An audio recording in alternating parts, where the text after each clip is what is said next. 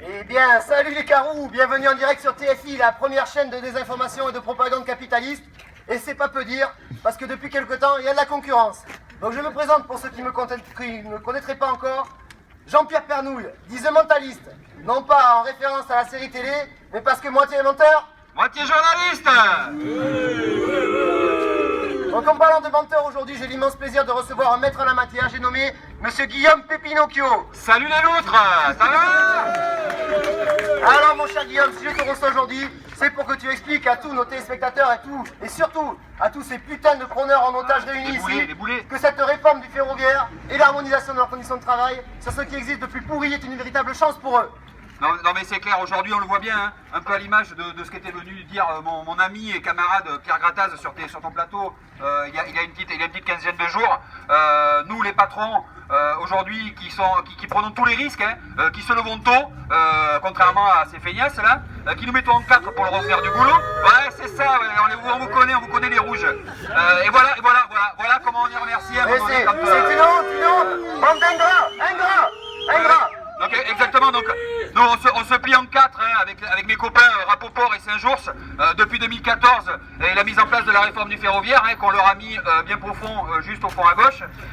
On n'a pas chômé, hein, on a beaucoup voyagé, on a été chercher dans les autres pays ce qui se faisait de mieux en matière pour les conditions de travail. On a été voir un petit peu du côté du Bangladesh et de la Chine parce qu'à un moment donné il faut prendre là où ça fonctionne hein. Et pour les conditions de travail on a tourné un petit peu vers pour le management pardon, vers la Corée du Nord parce qu'ils avaient des méthodes un petit peu avant-gardistes là-dessus et au moins là-bas ils ferment leur gueule. Et alors voilà, parce qu'ils ne veulent pas faire un tout petit effort, à un moment donné il faudrait que nous on fasse une croix sur tout ce qu'on a entrepris. Non mais à un moment donné c'est bon, ça suffit. Tu m'étonnes, les gars, tu leur donnes ça, à la fin, c'est pas ça, hein. Ouais, je crois que c'est ça, on connaît, hein. Surtout qu'en plus, ça, on a quand même été largement négocié avec les organisations syndicales avant la mise en place, hein. Négociation, ouais, négo-fiction, ouais.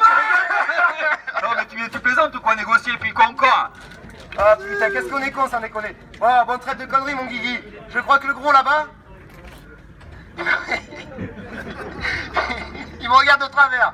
Ils vont finir par croire qu'on se fout de leur gueule. Hein. Alors que pas du tout. Pas du tout. Sinon, sur les salaires, parce qu'à un moment donné, ça reste un coût, une charge qui nuit à la compétitivité et aux dividendes des actionnaires. Non, mais là, tu m'étonnes. Alors là, c'est pareil. Hein, là, du coup, bon, on a quand même été un peu plus généreux. Donc, avec mes potos Rapoport et Saint-Jours, c'est pareil. Donc là, c'est lui qui nous a donné un petit peu le tuyau parce qu'il paraît que dans le privé, ça se passe comme ça. Et puis qu'ils n'ont jamais été emmerdés. Ils appellent ça des retraites châteaux ou des parapentes dorés, là, je sais pas quoi, un truc comme ça, là. Donc, on s'est réunis tous les trois, hein, peinard dans un bureau. Hein, et puis, donc, on a tablé sur 20% d'augmentation par cheminot. On a tout multiplié ça. On se l'est partagé en trois. Et puis, tu sais pas, on a été le passer au Panama. Comme ça, au moins, voilà, il n'y a pas d'embrouille entre les gars. Au moins, c'est plus clair comme ça. Et puis les bons comptes pour les bons amis, comme tu sais. Oui, mais en fait, du coup, pour les grouillots, là, il y a que dalle, il y a nada. Ah non, mais tu n'étais pas un peu malade, mon pauvre JPP. L'argent, ça se donne pas à n'importe qui. Il faut être habitué à en avoir plein les poches. Comme toi, comme moi, nous, on sait de quoi on parle. Oh, ta gueule! On te connaît, les chapoules! Là, c'est boulé, là, c'est les boulets de... Merde, hein! Ouais, bon, à un moment donné, c'est bon. On vous laisse assez la parole, vous prenez assez la France en otage. Maintenant, il y en a marre, hein. On va débloquer tout ça, hein. Alors donc là, c'est pareil au niveau des salaires. On n'a pas... ces boulets, là. Ces boulets de cheminots, ça fait 20 ans qu'on leur bloque leur salaire. T'imagines un petit peu si on leur avait filé toutes ces augmentations d'un coup, c'est un coup à leur faire péter une durite. Le pognon, voilà, il faut donner à un moment donné aux gens qui ont l'habitude d'en avoir. Ces grouillots-là en ont pas besoin, puis ça leur donnerait des tracas en plus de ceux qui sont du quotidien. Donc tu vois, encore une fois, on a pris sur nous.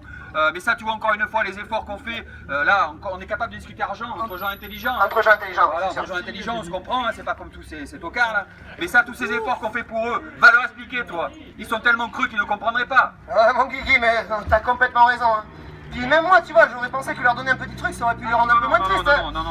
Bon, mais finalement, t'as raison, ils ne se rendent même pas compte de la chance qu'ils ont d'être pauvres. Parce qu'avoir du fric, c'est quand même du tracas quotidien. Hein. Déjà, moi je vois, dès le matin pour aller au boulot, les problèmes commencent. Est-ce que je prends la Jaguar, la Merco, chauffeur ou pas ouais. chauffeur? Ça, vous le Non, mais savez pas, c'est clair, quelle vie de merde d'être plein de pognon. Ah oui. Ah, non du tout. C'est pas que je m'ennuie, hein, mais il va falloir qu'on rende l'antenne. Alors peut-être un dernier mot, plutôt une méthode pour les derniers qui restera à convaincre.